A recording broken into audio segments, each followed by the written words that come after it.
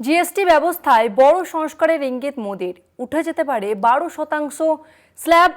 সব অত্যাবশ্যকীয় জিনিসের জিএসটি হতে পারে 5%। কয়েক মাসই চালু হবে নয়া ব্যবস্থা।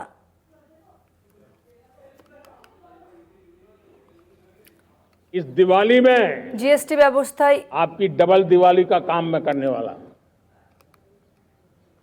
इस दिवाली में आपको एक बहुत बड़ा तोहफा देशवासियों को मिलने वाला है।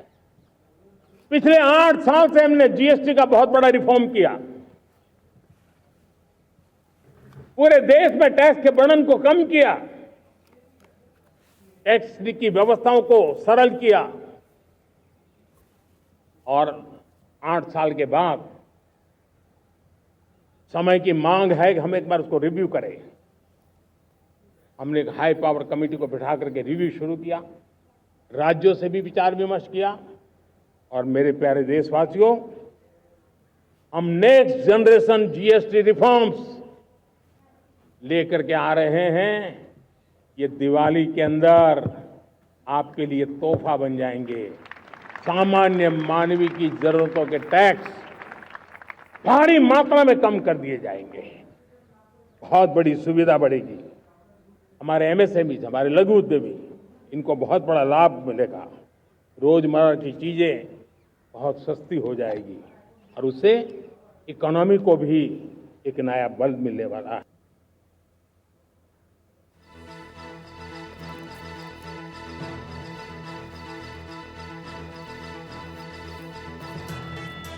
জিএসটি ব্যবস্থায় বড় সংস্কারের ইঙ্গিত মোদির। উঠে যেতে পারে 12% স্ল্যাব।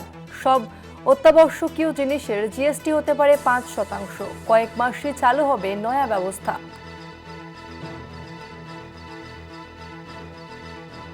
ভারতের অর্থনীতিতে আরও বৃদ্ধি হবে এমনটাই মন্তব্য করেছেন প্রধানমন্ত্রী নরেন্দ্র মোদী। জিএসটি ব্যবস্থায় বড় সংস্কারের ইঙ্গিত দিয়েছেন প্রধানমন্ত্রী। উঠে যেতে পারে 12% স্ল্যাব। সব অত্যাবশ্যকীয় জিনিসের জিএসটি হতে পারে 5%। কয়েক মাসই চালু হবে নয়া ব্যবস্থা।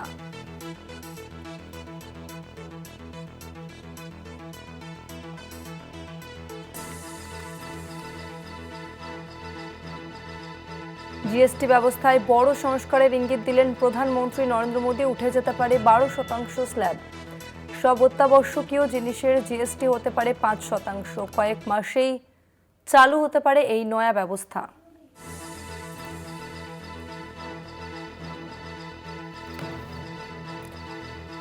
জিএসটি ব্যবস্থাতে পরিবর্তনের কথা বললেন প্রধানমন্ত্রী নরেন্দ্র মোদী। জিএসটি ব্যবস্থায় বড় সংস্কারের ইঙ্গিত মোদীর। উঠে যেতে পারে 12% স্ল্যাব। দীপাবলিতে বড় উপহার দেশকে, এমনটাই মন্তব্য প্রধানমন্ত্রীর।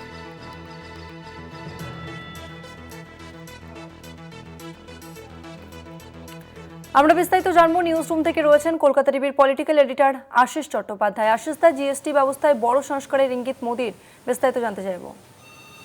দেখো, 2017 সালে যখন এই জিএসটি চালু হয়েছিল তখন এটা মনে করা হয়েছিল যে জিএসটির স্ল্যাব, অর্থাৎ বিভিন্ন ধরনের করের স্ল্যাব, সেটা খুব কম রাখা হবে, দুটো খুব বেশি হলে 3টে রাখা হবে এবং এইভাবে যাতে সরলীকৃত কর ব্যবস্থা চালু করা যায় সেইভাবে জিএসটির কথা ভাবা হয়েছিল।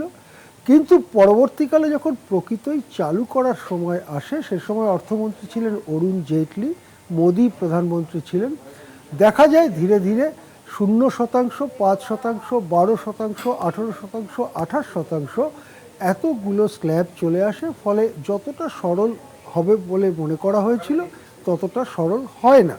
এর পরবর্তীকালে বারবার দেশে এই কথা উঠেছে যে উদ্দেশ্য নিয়ে এই জিএসটি আনা হয়েছিল, যাতে কর ব্যবস্থা সরলীকরণ হয় এবং সারা দেশে একই ধরনের কর চালু হয় জিনিসপত্রের ওপরে, পরিষেবার ওপরে, সেই উদ্দেশ্যটা কি সফল হচ্ছে এই জিএসটিতে নাকি জটিলতাই বাড়ছে?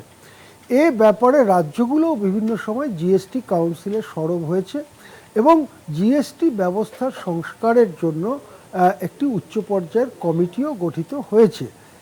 আজকে প্রধানমন্ত্রী নরেন্দ্র মোদী তার লালকেল্লার ভাষণে যে ইঙ্গিত দিলেন সেটা কিন্তু খুবই অর্থবহ।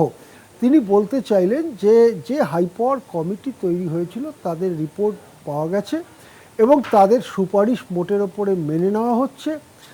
অত্যাবশ্যকীয় জিনিসপত্রের কর কমবে এবং করের বোঝা কমবে অতি ক্ষুদ্র ক্ষুদ্র মাঝারি শিল্পের প্রতি, ইত্যাদি ইত্যাদি কতগুলো কথা তিনি বলেছেন, যে কথা আমরা কলকাতা টিভিতে আমরা শুনিয়েছি বা আবার শোনাবো।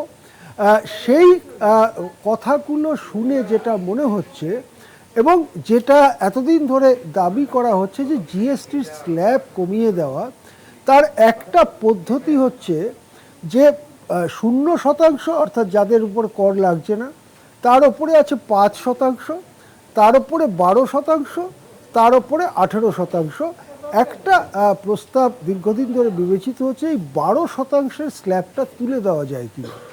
12%-এর স্ল্যাবটা তুলে দিয়ে যেগুলো অত্যাবশ্যকীয় জিনিস, নিত্য প্রয়োজনীয় জিনিস এবং ওষুধপত্রের মতো জিনিস, সেগুলোকে 5%-এর স্ল্যাবে নামিয়ে আনা যায় কিনা, বা কিছু আরও জীবনদায়ী ইত্যাদি জিনিসকে 0% অর্থাৎ কর মুক্ত করা যায় কিনা।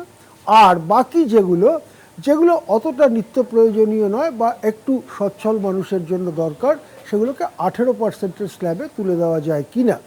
এইভাবে জিএসটির স্ল্যাব সংখ্যা কমানো যেতে পারে এবং নিত্য প্রয়োজনীয় জিনিসের ওপরে করের বোঝা কমানো যেতে পারে। আবার অন্য কতগুলো দিক রয়েছে, যেমন ধরুন মেডিকেল ইন্স্যুরেন্স বা চলতি কথা অনেক সময় মেডিক্লেম যাকে বলা হয়, তার উপরে 18% জিএসটি লাগে। বারবার দাবি করা হয়েছে, পশ্চিমবঙ্গ সরকারও দাবি করেছেন যে মেডিক্লেমের ওপর থেকে বা মেডিকেল ইন্স্যুরেন্সের ওপর থেকে এই জিএসটির বোঝা কমানো হোক। আজকে প্রধানমন্ত্রী স্পষ্ট করে কিছু না বললেও এই দিকেই তিনি ইঙ্গিতপূর্ণ মন্তব্য করেছেন। তিনি বলেছেন দিওয়ালির সময়, চলতি বছরের দিওয়ালির সময় অর্থাৎ অক্টোবর নভেম্বরে এই নতুন জিএসটি ব্যবস্থা চালু হতে চলেছে এবং তাতে দেশের মানুষের অনেক উপকার হবে এবং ভারতের আর্থিক বৃদ্ধি আরও বেশি বেগবান হবে। এই কথার মধ্যে দিয়ে মনে হয় যে জিএসটির যে সংস্কারের কথা বারবার উঠেছে, এমনকি বর্তমান অর্থমন্ত্রী নির্মলা সীতারামনও তার বিরুদ্ধে নয় বলেই বারবার ইঙ্গিত দিয়েছেন, সেই পথে এবারে মোদী সরকার এগোচ্ছে। তবে এক্ষেত্রে মনে রাখা দরকার যে জিএসটি তার কেন্দ্রের একটা জিএসটি আছে সিজিএসটি, রাজ্যের একটা জিএসটি আছে এক ধরনের, আর এক ধরনের জিএসটি যেটা কেন্দ্র রাজ্য ভাগ করে নেয়। সেই 3 রকম জিএসটি রয়েছে। এটা একটা বড় আয়ের সূত্র। ভারত সরকার এবং রাজ্য সরকারগুলোর একটা বড় আয়ের সূত্র হচ্ছে এই জিএসটি।